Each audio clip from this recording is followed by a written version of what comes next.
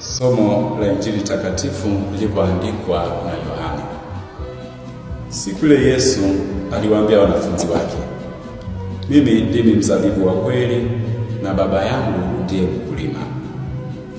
Kila tawi ndani yangu lisilozaa huliondoa, na kila tawi lizaalo hulisafisha ili lizidi kuzaa. Ninyi mmekwisha kuwa safi kwa sababu ya lile neno nililowaambia. Kaeni ndani yangu nami ndani yenu. Kama vile tawi lisivyoweza kuzaa peke yake lisipokaa ndani ya mzabibu, kadhalika nanyi msipokaa ndani yangu. Mimi ni mzabibu, ninyi ni matawi. Akae ndani yangu, akae ndani yake, akaaye ndani yangu nami ndani yake, huyo huzaa sana, maana pasipo mimi ninyi hamwezi kufanya neno lolote. Mtu asipokaa ndani yangu hutupwa nje kama tawi na kunyauka. Watu huyakusanya na kuyatupa motoni yakateketea. Ninyi mkikaa ndani yangu na maneno yangu yakikaa ndani yenu, ombeni mtakalo lote nanyi mtatendewa. Hivyo utukuzwa Baba yangu, kwa vile mzaavyo sana, nanyi mtakuwa wanafunzi wangu. Neno la Bwana. Mpendwa mtazamaji wa Njombe Online TV, karibu katika tafakari ya siku ya Jumatano katika juma la 5 la Pasaka, mwaka wa Kanisa.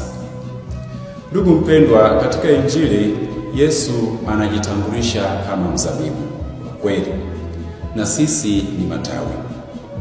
Huu ni mfano rahisi sana, lakini wenye ujumbe mzito sana kwa maisha yetu ya kiroho.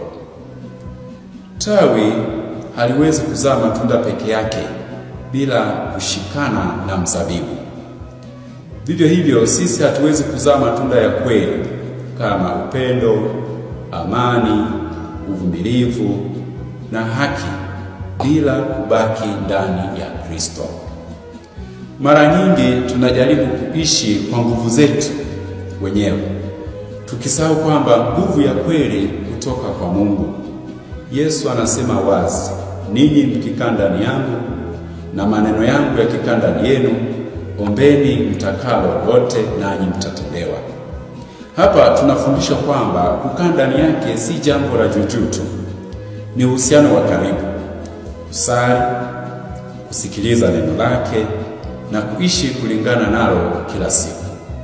Pia tunakumbusha kwamba Baba ni mkulima, yeye husafisha matawi ili yazidi kuzaa. Kusafishwa si rahisi, wakati mwingine ni majaribu tunayopitia, naleta maumivu au changamoto za maisha.